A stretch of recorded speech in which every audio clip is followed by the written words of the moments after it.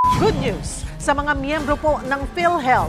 Simula bukas, August 21, makakakuha kayo ng hanggang 20,000 pesos na halaga ng outpatient medicines kada taon ng libre. Sa ilalim po ng programang Guaranteed and Accessible Medications for Outpatient Treatment o GAMOT.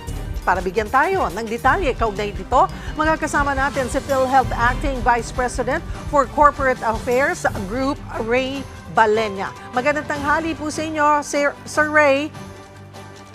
Magandang tanghali, Ma'am Cheryl, at syempre sa lahat po ng mga sumusubaybay ng One Balita Pilipinas. Magandang tanghali po.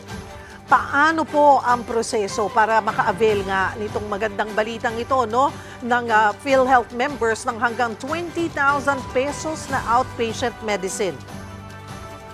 Well, ito ang mahalagang malaman ng lahat ng Pilipino, Ma'am Cheryl.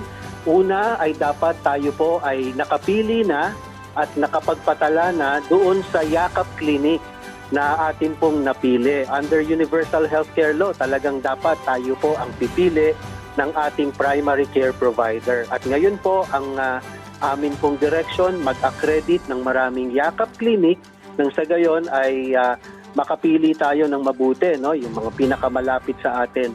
So, one, dapat ay nakapili tayo ng Yakap Clinic na atin pong dapat ay matingnan tayo ng doktor doon sa Yakap Clinic. Ngayon, malalaman ng doon sa pagpapakonsulta kung talagang kailangan po na maresetahan siya ng mga gamot. At kung batay po yan sa kalagayan ng pasyente. At kung talagang kailangan po ay reresetahan po siya.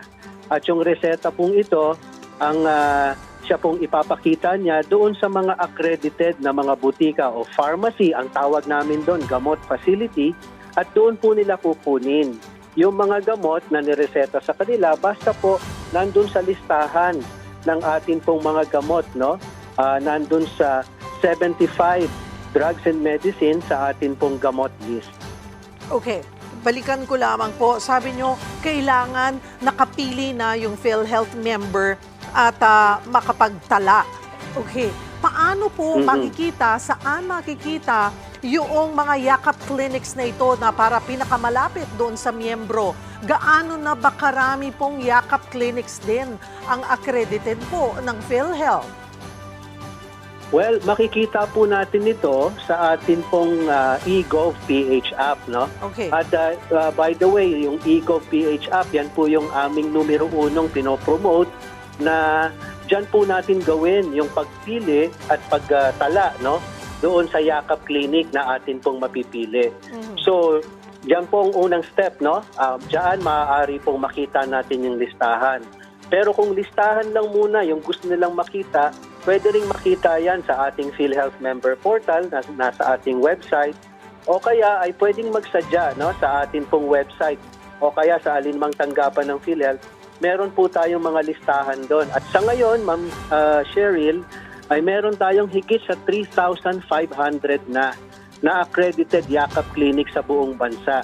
At ang aming target, doblehin po yan para lalong maging accessible at maging madali yung pagpili natin ng Yakap Clinic. Okay, after po makapili, makakita ng pinakamalapit na Yakap Clinic, sabi niyo po ay kailangan pang magpatala or mag-register? Oo, pag nakapili na po tayo, ay mag-proceed na po tayo sa pagpapatala o registration kasi para po doon na po tayo maa-assign doon sa Yakap Clinic na napili po natin. Mahalaga po yun, no po? At ang kailangan natin sa proseso ng pagpapatala ay yung ating PhilHealth ID number. Pero madali lang po ba magpa-register? Hindi po ba ito komplikado? Baka complicated po ito para sa ilan po o marami nating mga kababayan? Ay hindi naman po, no, dun sa mga techie, o kahit hindi techie pa, ay madali po na ma-navigate ito pong eGov.ph app, no?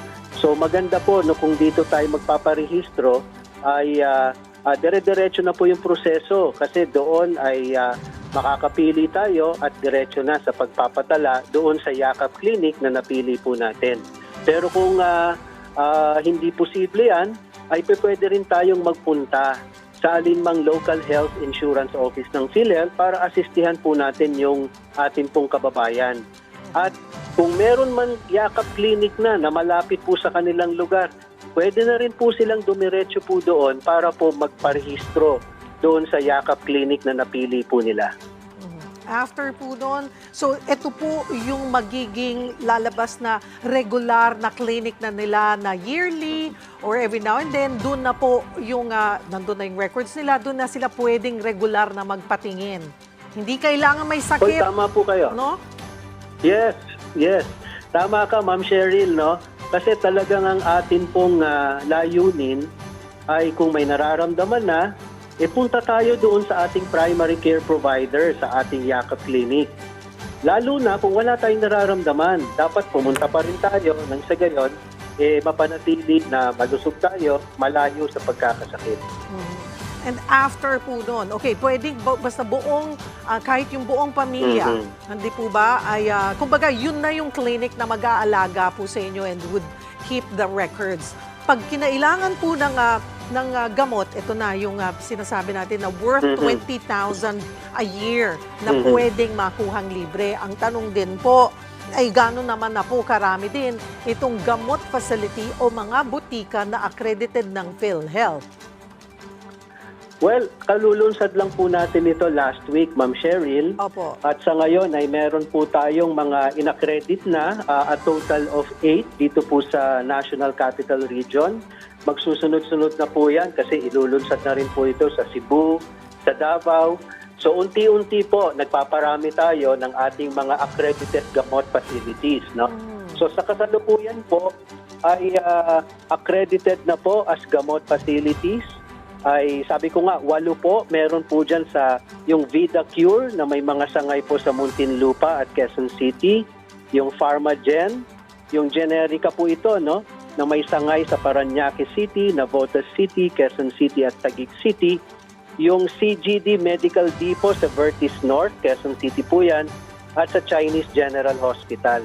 So ito lang po yung una pong joiners, no, na sumama sa atin nung nilunsad natin ito, pero po as we speak, dire-diretso na po ang pag-a-accredit po natin ng mga butika.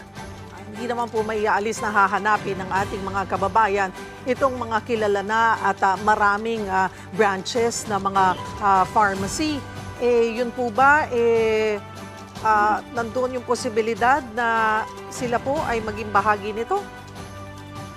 Mataas po yung posibilidad, Ma'am Cheryl, sapagkat nitong mga nakaraang 2 buwan, kausap na rin po namin, no, yung mga malalaking chains of pharmacies at yun po, no, pati na yung ilang mga kahit yung mga maliliit pang chains, no, ng mga butika. So makakaasa po kayo, no, na sa mga susunod na mga araw ay dadami pa ito sapagkat nakikipag-usap na tayo sa mga malalaking mga butika, yung pong maraming mga branches. Pagdating po sa mga uri ng sakit o kondisyon na sakop ng libreng gamot sa ilalim po ng programa, gaano po karami na gamot ito? 75? Sa ngayon po ay 75 at kasama na po dyan, Ma'am Cheryl, kung natatandaan nyo po sa dating konsulta, ay may 21 drugs and medicines na po tayo na nauna doon, no? So, ngayong taon, kung yung mga irereseta sa inyo sa Yakap Clinic ay galing dun sa 21 drugs and medicines under konsulta, doon po makukuha yon doon sa klinika. Pero kung yung irereseta ay galing po dito sa idinagdag na 51 drugs and medicines, no, ay ito po yung irereseta gamit yung app na dinevelop natin dito at ito po yung kukunin doon po sa mga accredited gamot facilities. So, marami po itong mga gamot na ito, Ma'am Cheryl. Meron pong mga gamot laban sa impeksyon, mga gamot po na laban po sa asthma at yung may mga lung issues, ano?